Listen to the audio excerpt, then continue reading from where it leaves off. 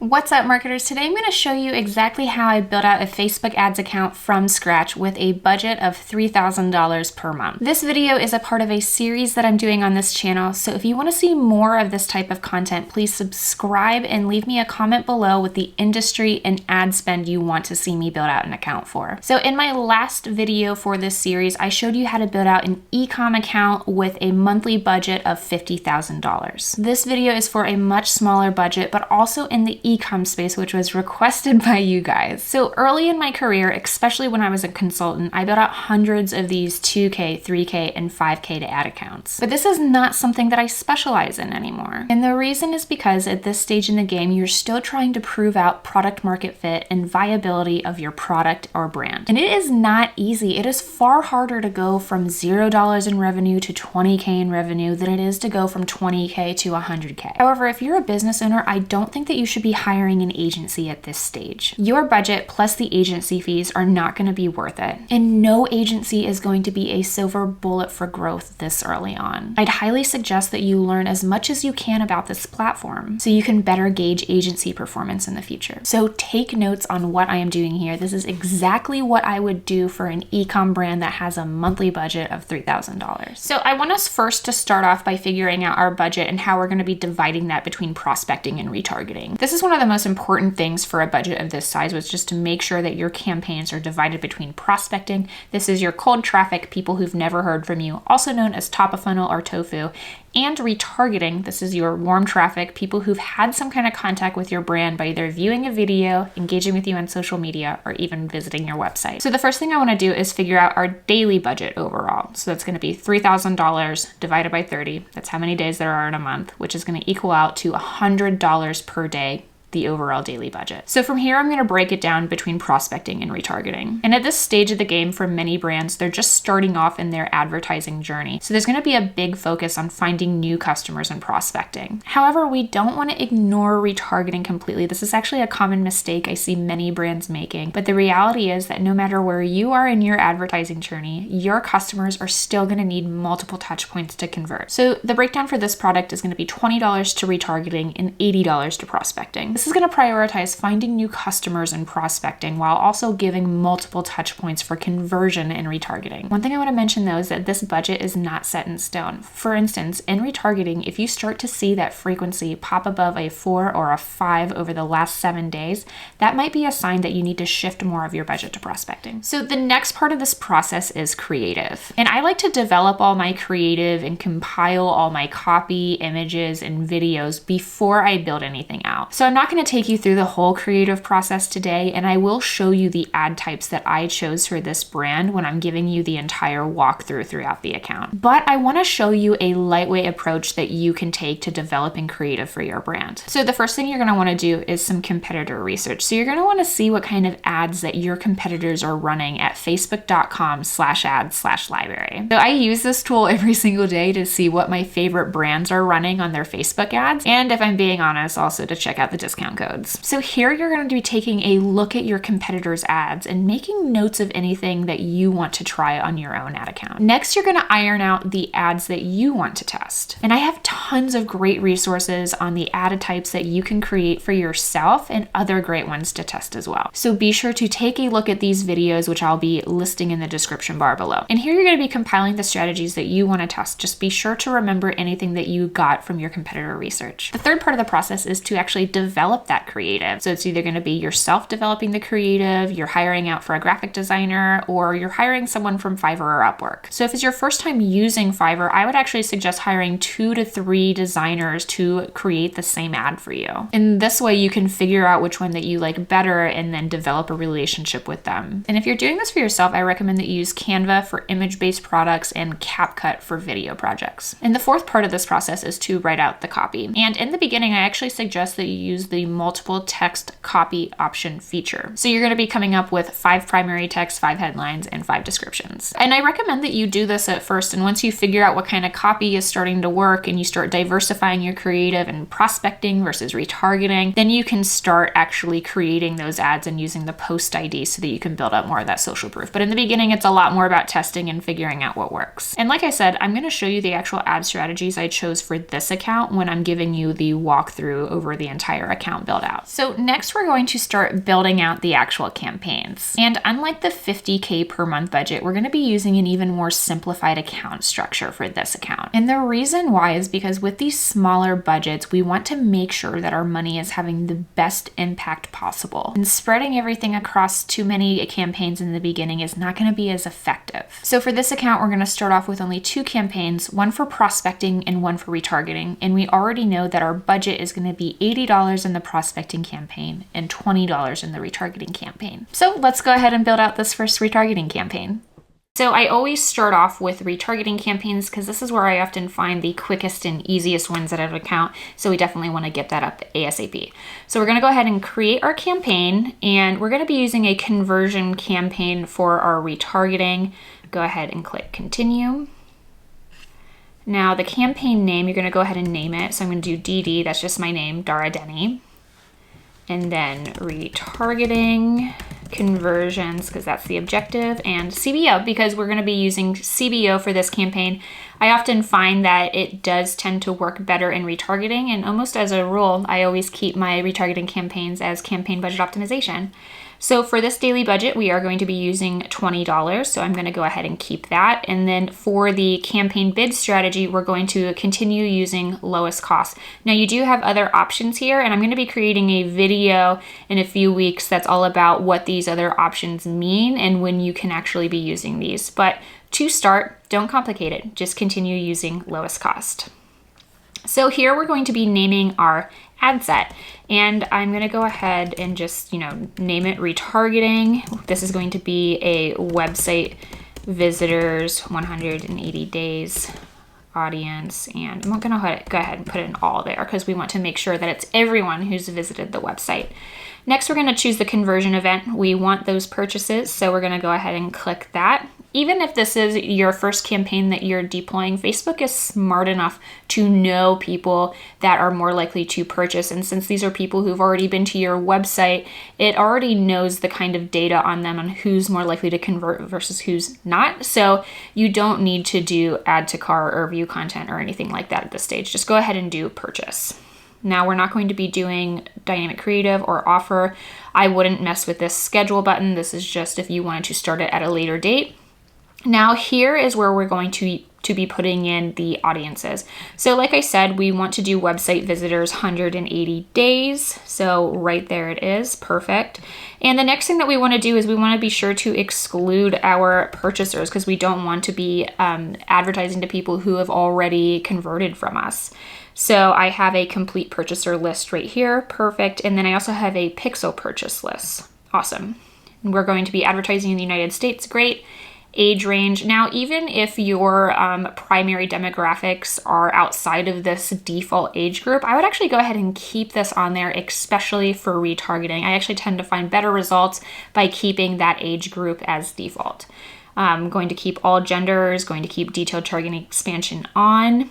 We're also going to be doing automatic placements, and we're not going to be doing cost controls.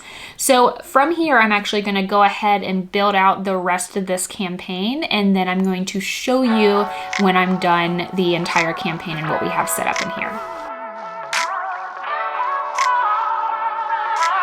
So if you watched my last video where I built out an account that was $50K per month, then this campaign is gonna look super similar to you, and that's on purpose. So here we have our retargeting campaign. When we go inside, we see we have 2 ad sets, one for social engagers, 365 days, and one for all website visitors, 180 days. And the social engagers is including both Facebook engagers and Instagram engagers. And again, I'm using the biggest time windows on these possible because I want the biggest data set possible so that I can get some learnings about which ads are having the most impact. Additionally, I want to try and rehook some of those people that may have been interested in my brand before we started this ad account. So what I would do here is once you get some ad creative learnings and figure out the time it takes for someone to convert from your ads, then you can reduce that time window from 180 days, 365 days to 30 days, or really whenever that drop off is for your customers. With that said, on these smaller accounts, sometimes I just leave those time windows open. In general, for these retargeting campaigns, there are 3 other things that I suggest you look out for. Number 1 is to exclude all of your purchasers from your retargeting campaign. So I would exclude a custom audience based on your pixel purchasers, based on your purchasers from your ESP like Klaviyo or MailChimp, and also a custom audience export from your Shopify account. Additionally, you need to keep an eye on your frequency here. I would try to keep your frequency around a 2 to 3 over the last 7 days. Now, this all depends on your product or brand, but if you see your frequencies getting above a 5 or 6 over the last 7 days, that's probably a sign that you need to reduce your retargeting budget and shift some more of that into prospecting. Additionally, always keep a lookout on the comments of your retargeting ads. Take note when someone says that they're seeing this ad too much, as that might be another sign that you need to reduce your budget. Now, the next and last campaign we're going to be building out today is your prospecting campaign. And this is actually where you're going to want to focus a majority of your time and energy in the account. Now, even for a brand new account or pixel or business, you're still going to want to start off with conversion campaigns. I've heard a few other gurus tell you to use traffic campaigns to season the pixel, and to be honest, this is total BS. So I'm going to show you how to build out this campaign the right way. Okay. So again, we're going to be building out a conversion campaign. Let's go ahead and do that. And this one, DD, again for my name, and then prospecting, and ABO. So the big change at the campaign level for prospecting is that we are going to be using ad set budget. So our budget is going to be detailed at the ad set level. And the reason why I like to do this is because I actually find when you're just starting off and you're just trying to start testing audiences, sometimes CBO will actually pull the budget into one ad set or the other, and really to do a authentic test, we want to make sure that the budget is going more evenly and that you can shut those off more manually when you know that they're not working because they reached a certain threshold. So we're going to keep CBO off and hit next. And I'm actually going to, again, build this all out for you, and I will show you what I got going on here when I'm done.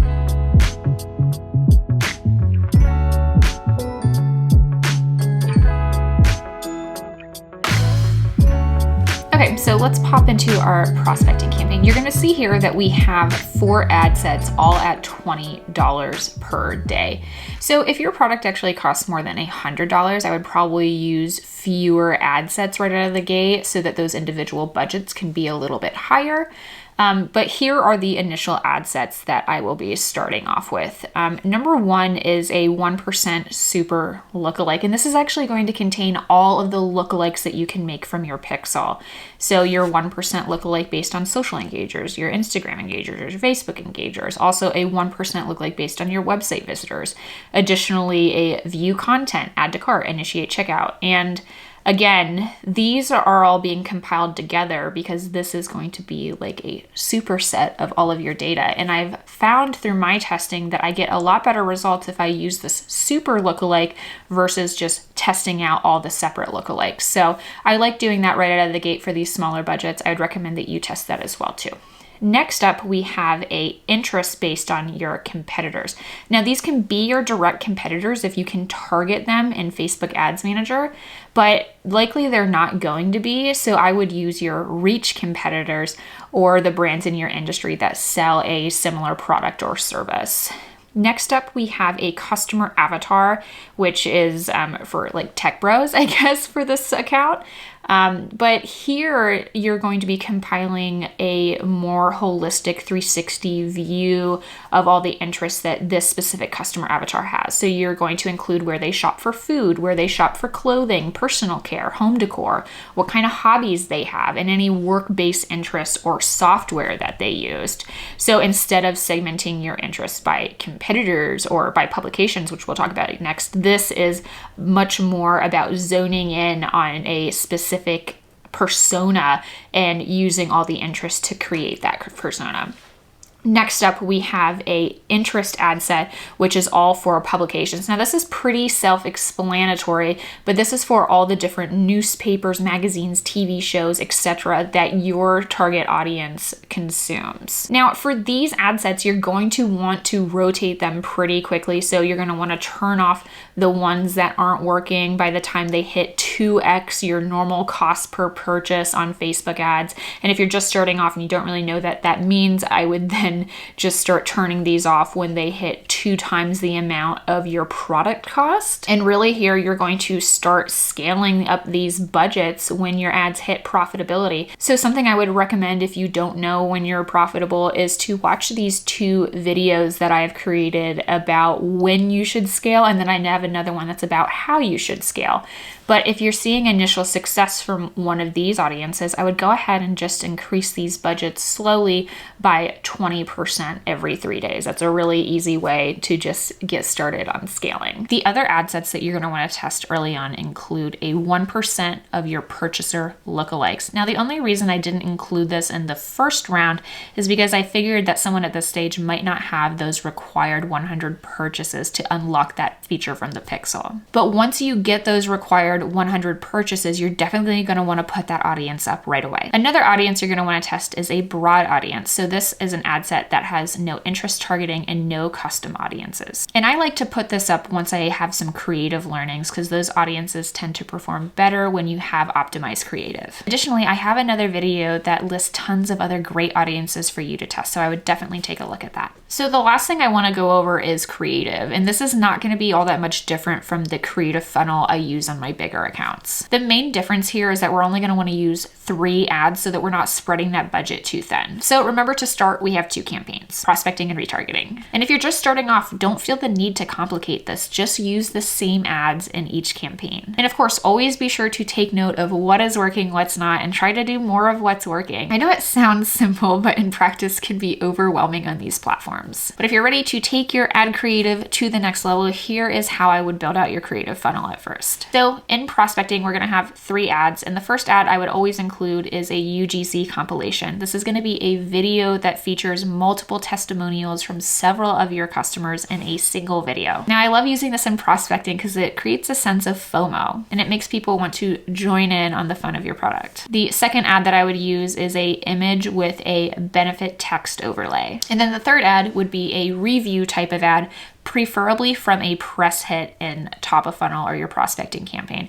If you don't have any press hits yet, I would go ahead and just use a customer testimonial. And for our retargeting campaign, again, we're going to have only 3 ads. And number 1, I would use a UGC testimonial, which is going to be an in-depth review from only one of your customers. And then again, here, I don't really want to complicate it too much. I want to do a image with a benefits overlay. If you want, you can go ahead and use the same one that you used in prospecting. And then for the third ad, again, we want to do a review type of ad. Here, I would actually prefer to do a customer testimonial and retargeting. But again, if you don't want to complicate it, go ahead and use that press hit that you're using in prospecting. So the only real change that we're doing between these 2 campaigns is the UGC ad, because we definitely want to give our retargeting audiences a more in-depth testimonial and view of your product. Now, if you're creating this content for yourself, I have tons of great resources all about how to create UGC type ads and the easiest ad designs that you can create for yourself. So be sure to check those out in the description bar below. Okay, I want to give you some final words of advice if you are running these campaigns yourself. And number 1 is if you have multiple products and SKUs, you can also try a tofu, mofu, and bofu account structure. This is exactly like the account structure that I did in the other video that shows an account with a $50K per month budget. All you're gonna have to do is rename your prospecting to tofu,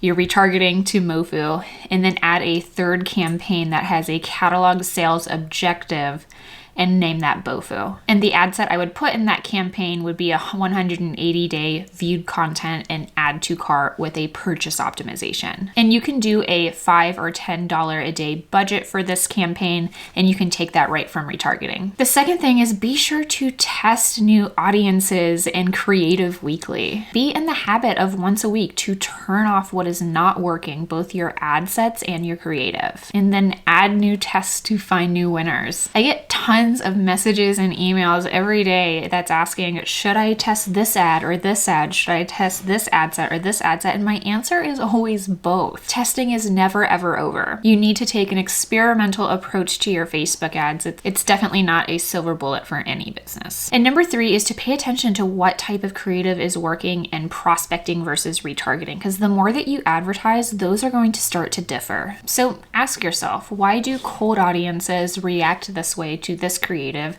and why do certain retargeting creatives do better versus what's doing in prospecting? And number 4 is super important. I talk about it all the time actually at my Clubhouse talks, and that's to track your learnings. I actually use an Excel sheet that has one tab for audiences and another tab for creatives, and I'm going to be tracking all of those tests. And number 5, the most important, is when you find things that work, create more content and ad sets that are like that. And don't be afraid to increase your budgets. And that is it. Thank you so much for suggesting this video. I actually love creating this type of content for you. And if you have any other types of ad budgets or industries that you want me to create content for, please let me know by leaving me a comment below and hitting that subscribe button. And I'll see you next week. Okay, bye guys.